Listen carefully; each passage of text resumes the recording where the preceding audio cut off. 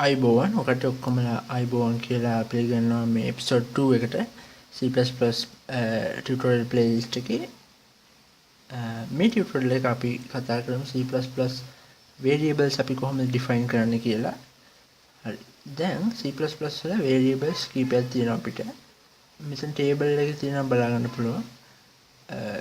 දැන් මේවා එකට group කරලා තියෙන්නේ character types, integer types, signed, integer types, unsigned, floating point values, boolean, void, null. හරි. මේ තමයි groups ටික. දැන් character කියලා අපි ගත්තම characters කියන්නේ මොකක් හරි symbol letter එකක් හරි escape character අපි ගිය පාර බැලුවා. ඒ වගේ character එකක්. හරි. දැන් character එකේ එක එක type names තියෙනවා. නිකන් char එකක් ඒකේ exactly 1 byte in size. At least 8 bits. Can 8 bits විතරයි store වෙන්නේ. So character 16 T කියන්නේ not smaller than char, at least 16 bits. එතකොට මේවා ටික ටික මේ size එකෙන් වැඩි වෙනවා 16 32. එතකොට W char T කියන්නේ can represent the largest supported character set. දැන් එතකොට මේ characters මේවා පාවිච්චි කරන්න සාමාන්‍යයෙන් වෙන භාෂාවල තියෙන characters represent කරන්න. සමහර වෙලාවට Chinese, Japanese, සිංහල වගේ භාෂාවල මේ ලොකු size එකක් ඕන dedicate කරන්න character එක store කරන්න. ඒ හින්දා තමයි මේවා පාවිච්චි කරන්නේ. සාමාන්‍යයෙන් අපේ English characters පාවිච්චි කරන එක මේ type එකක් ඇති. හරි. දැන් integer types දෙකක් තියෙනවා signed උයි unsigned කියලා. Signed කියන්නේ positive numbers විතරයි. Unsigned කියන්නේ negative උයි positive දෙකම තියෙනවා. sorry. Unsigned කියන්නේ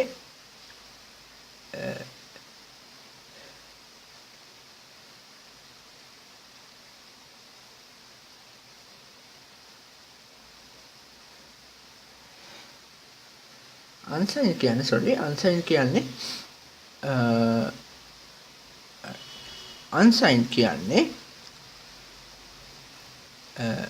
negative positive value එක විතරයි තියෙන්නේ. ඒකේ store කරන්න පුළුවන් numbers තියෙන්නේ positive ඒවා විතරයි. signed වල store කරන්න පුළුවන් negative ඒවායි positive ඒවායි. ඒක තමයි signed කියන්නේ. හරි. ඒ කියන්නේ මේ unsigned කියන්නේ ගත්තොත් ධන values විතරයි store කරන්න පුළුවන්. signed ගත්තම ඍණයි ධනයි දෙකම store කරන්න පුළුවන් මේ number මේ වගේ numbers. හරි. floating point types කියන්නේ දශම ගණන් හැම store කරන්න ඕන නම් පාවිච්චි කරන්න ඒවා. හරි. මේවා float තමයි පොඩි මේක. ඒක memory කඩු මේක. ඊට පස්සේ double, long double ඒවා තමයි ලොකු වෙනකොට යන්නේ. ඊට පස්සේ boolean type කිව්වා. boolean කියන්නේ true or false යන values දෙකක් විතරයි store කරන්න පුළුවන්. හරි. ඒකයි void type කියන්නේ no storage, null pointer කියන්නේ null කියන්නේ මොනවද his. ඒ දෙක මේවා තමයි commonly භාවිත වෙන ටික. boolean, floating, integer types, we character types. හරි. දැන් පොඩ්ඩක් බලමු මේ සාමාන්‍යයෙන් size එක define කරනකොට කොහොමද කියලා. හරි. දැන් size එක කියනකොට 8 bit ගැන එහෙම කතා කරා 16 bit, 32 bit, 64 bit. හරි. දැන් 8 bit කිව්වම අපිට values represent කරන්න පුළුවන් ගාන තමයි 256. එතකොට පේනවා memory එක වැඩි වෙන තරමට අපිට represent කරන්න පුළුවන් values ගොඩක් ලොකු වෙනවා. මේක 18 billion represent කරනවා 64 bit. ඒ හින්දා අපේ data වල එහෙම data ගොඩක් store කරන්න පුළුවන් memory size එක වැඩි වෙනකොට. ඒක තමයි මේ represent කරලා තියෙන්නේ. දෙකේ 8 වෙනි බලය තමයි 256. හරි. එතකොට දෙකේ 16 වෙනි බලය තමයි ඒක තමයි 16 bit. මේ number එක එන්නේ දෙකේ 16 බලයේ හින්දා. එහෙම තමයි memory එක මේවා කරලා තියෙන්නේ. මේක සරලව අයිඩියා එකක් ගත්තා නම් අපිට ඉස්සරහට යන්න පුළුවන්. දැන් අපි බලමු. char එකක් මේවා කොහොම ඩිෆයින් කරලා අපි ප්‍රෝග්‍රෑම් එකක් හදන්න කියලා පොඩි. හරි. දැන් අපි char x කියලා එකක් ගත්තොත් අපිට පුළුවන් කැරක්ටර් එකක් දාන්න. දැන් ඒක අපිට ඕනම් print කරන්න පුළුවන් screen එකට x කියලා. හරි. දැන් ඒක print වුණා. දැන් char එකට කැරක්ටර් ගන්න නැතුව ඕනම් number එකක් දාන්නත් පුළුවන්. දැන් මම 65 කියලා දානවා. ඒත් A කියලා print වුණා. ඇයි A කියලා print උනේ? මේව ඇත්තටම ගත්තාන් පස්සේ මේ values කියන්නේ ඔකට අහලා ඇති ASCII codes කියලා තියෙනවා ජාතිය. ASCII කියන්නේ American Standard Code for Information Exchange. මේක character encoding code එකක්. ඒකේ තමයි අපිට දැන් 65 කියලා මම ගහුවාන් පස්සේ මේකේ එන්නේ මම 65 කියලා ගහුවේ ඒක තමයි A කියලා ආවේ මේ පේනවද දැන් ඒක තමයි A කියලා ආවේ හරි එතකොට ඒ හින්දා තමයි ඒ කියන්නේ char එකට පුළුවන් අපිට මේ ඉලක්ක නම්බර් එකක් උනත් දෙන්න. නම්බර් එක දුන්නා මේක print කරනකොට print වෙන්නේ ඒ අදාළ character value. හරි. දැන් int උනත් එහෙමයි. int එකේ අපිට පුළුවන් නම්බර් එකක් දෙන්න. රන් කරාට පස්සේ 5 කියලා වැටෙනවා. හරි. දැන් අපි බලමු. දැන් අනිත් එවත integer long මේවත් ඔක්කොම එක වගේ. දැන් අපි බලමු floating points ටික පොඩ්ඩක්. දැන් double d කියලා අපිට පුළුවන් දශම ඉලක්කම් දෙන්න.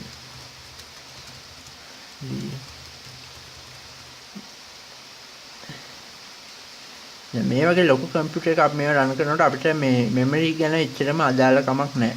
දැන් මේවා එහෙම count කරලා අපිට එහෙම කරන්න ඕන කම නැහැ. unsigned signed එහෙම පාවිච්චි කරන එක අපිට memory ප්‍රශ්න නැති හින්දා. ඒ වුණාට මේ embedded programming වල එහෙම memory එක ගොඩක් මේ වැදගත් හින්දා ගොඩක් efficient වෙන්න ඕන හින්දා තමයි අපි ඒතර තීරාත්මක විදිහට බලන්න ඕනේ මොකද්ද සුදුසුම variable එක පාවිච්චි කරන්න කියලා.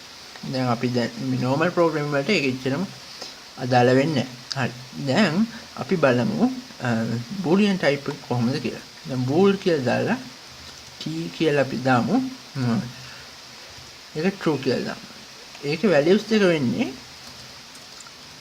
true වෙන්න පුළුවන් නැත්නම් false වෙන්න පුළුවන්.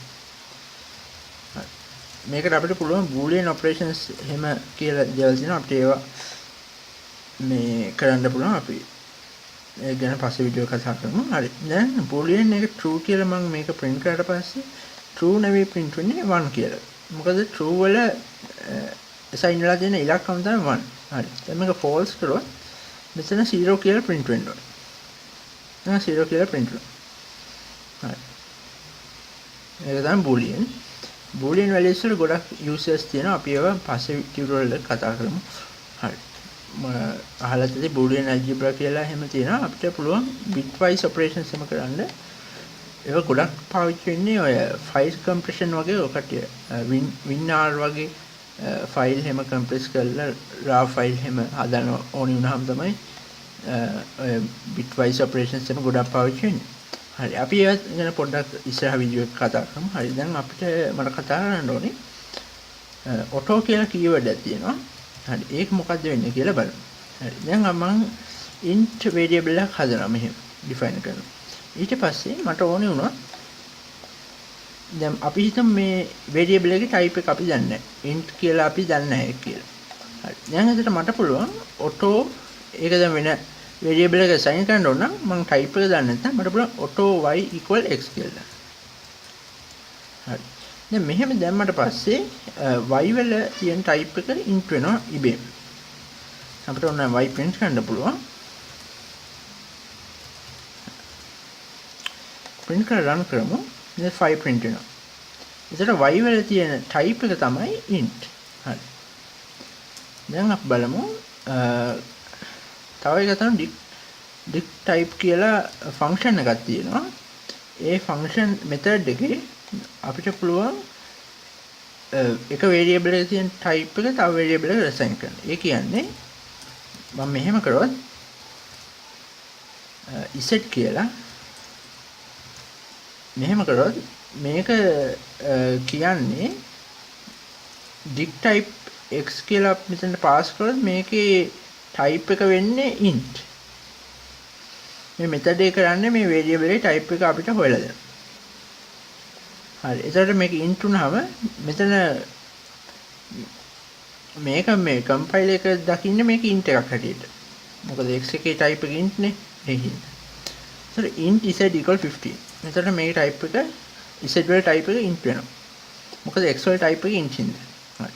මම මේක print කරුවා z std.end.